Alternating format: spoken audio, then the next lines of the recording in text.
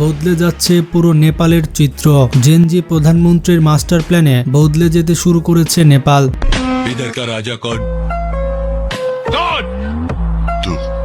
तू नहीं, নাম বল নাম। মাত্র ৩৫ বছর বয়সে গণ অভ্যুত্থানের পর সরকার প্রধানের দায়িত্ব নিয়েই একের পর এক চমক দেখাচ্ছেন বালেন্দ্র শাহ। শপথ নেওয়ার মাত্র ১৩ দিনের মাথাতে তার ১০০ দফার চমকপ্রদ অ্যাকশন প্ল্যান দেখা গেছে। তার কার্যক্রম দেখে পুরো বিশ্ববাসী কেঁপে উঠেছে। দ্য কাঠমান্ডু পোস্টের প্রতিবেদন অনুযায়ী নেপাল থেকে চিরতরে বিদায় করা হয়েছে ভিআইপি কালচার। রাস্তায় এখন আর কোনো নেতার গাড়িবহর নেই, উল্টো খোদ মন্ত্রীর গাড়িও বিনা বাধায় তল্লাশি করতে পারবে ট্রাফিক পুলিশ। নেপালের পুলিশকে ব্যাপক ক্ষমতা দেওয়া হয়েছে এবং পুলিশকে করা হয়েছে স্বাধীন। দুর্নীতির বিরুদ্ধে জিরো টলারেন্স নীতি গ্রহণ করে সাবেক প্রধানমন্ত্রীকেও পাঠানো হয়েছে শ্রীঘরে। শিক্ষাক্ষেত্র এবং প্রশাসনকে পুরোপুরি রাজনীতিমুক্ত করার এক সাহসী পদক্ষেপ নিয়েছে এই তরুণ সরকার। নেপালের স্কুল কলেজে চিরতরে নিষিদ্ধ হয়েছে সব ধরনের দলীয় ছাত্র রাজনীতি। শিক্ষকদের রাখা হয়েছে রাজনীতির বাইরে। পাশাপাশি শিশুদের মানসিক চাপ কমাতে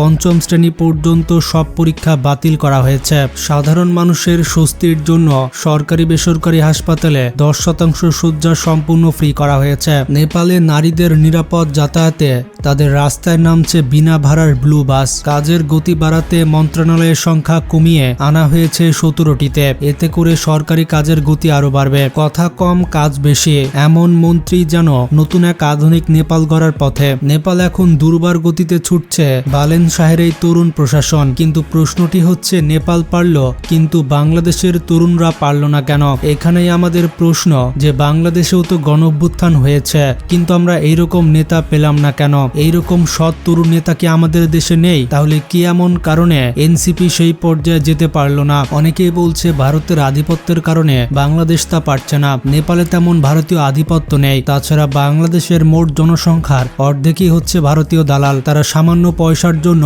দেশের ইনফরমেশন ভারতের কাছে বিক্রি করে দেয়। তারা নিজের আত্মা পর্যন্ত ভারতের কাছে বিক্রি করে দিয়েছে। এইরকম দালাল যদি বাংলাদেশের ভেতরে থাকে তাহলে বাংলাদেশ কোনোদিনও নেপাল হতে পারবে না। বাংলাদেশ থেকে এই দালালগুলোকে মুক্ত করতে হবে, তবেই বাংলাদেশ আসল স্বাধীন হবে। তাছাড়া বাংলাদেশে দিন দুপুরে ভোট চুরি হচ্ছে। তাই বাংলাদেশের সবাই যদি এক দলকে ভোট দেয় তবুও ডিপ স্টেট যা চাইবে সেটাই হবে। মানুষ চোখের সামনে দেখতে পাচ্ছে ভোট চুরি হচ্ছে, তাও কেউ কিছু বলছে না। সেখানে আমার আপনার জনতার সরকার কিভাবে আসবে? কিন্তু নেপালে তো আর ভোট চুরি হয় না। জনগণ যাকে চেয়েছে সরকারও সেই হয়েছে। কিন্তু আমাদের রাজনৈতিক দলের কাছে সবার আগে জনগণ নয়, সবার আগে বাংলাদেশ। তাই গোটা বাংলাদেশের মানুষ চাইলেও তাদের পছন্দের দলকে ক্ষমতায় আনতে পারবে না। নেপালের জেনজি প্রধানমন্ত্রী যখন শপথ নিচ্ছিলেন তখন এই দৃশ্যটি দক্ষিণ এশিয়ার রাজনীতিতে বিরল হয়ে থাকবে। তার দলের নাম হচ্ছে আরএসপি। তার দলের বয়স মাত্র ৪ বছর। আরএসপির এক মেম্বার বলে তাদের এই জয়ের পেছনে কারণ হচ্ছে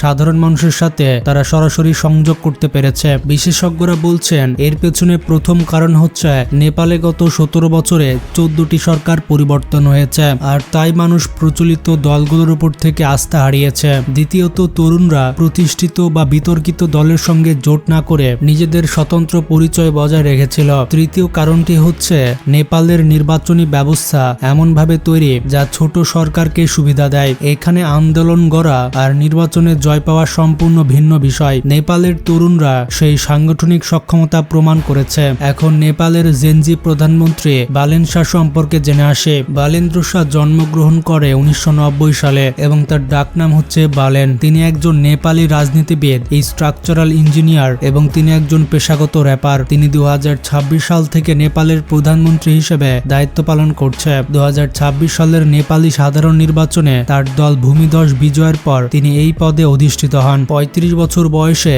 তিনি বিশ্বের সর্বকনিষ্ঠ কর্মরত রাষ্ট্রনেতা। এর আগে তিনি ২০২২ থেকে ২০২৬ সাল পর্যন্ত কাঠমান্ডুর ১৫তম মেয়র হিসেবে দায়িত্ব পালন করে, যা ছিল এই পদে অধিষ্ঠিত প্রথম স্বতন্ত্র প্রার্থী। ২০২২ সালের স্থানীয় নির্বাচনে বালেন্দ্র শাহ কাঠমান্ডুর মেয়র নির্বাচিত হন। তার মেয়াদকালে তিনি বর্জ্য ব্যবস্থাপনা ও যান চলাচল ব্যবস্থার ক্ষেত্রে বিভিন্ন উদ্যোগ গ্রহণ করেন। অবৈধভাবে অবৈধভাবে নির্মিত স্থাপনা ভেঙে ফেলা, বস্তি উচ্ছেদ করা এবং হকারদের বিরুদ্ধে আইনানুগ ব্যবস্থা গ্রহণের মতো বিষয় নিয়ে তার প্রশাসনকে সমালোচনা ও বিতর্কের সম্মুখীন হতে হয়েছিল। সব মিলিয়ে আফসোসের বিষয় হচ্ছে নেপালের জেনারেশন জি পারল, কিন্তু বাংলাদেশের জেনারেশন জি পারল না। বাংলাদেশকে এই ফাঁদ থেকে মুক্তি পেতে পারবে?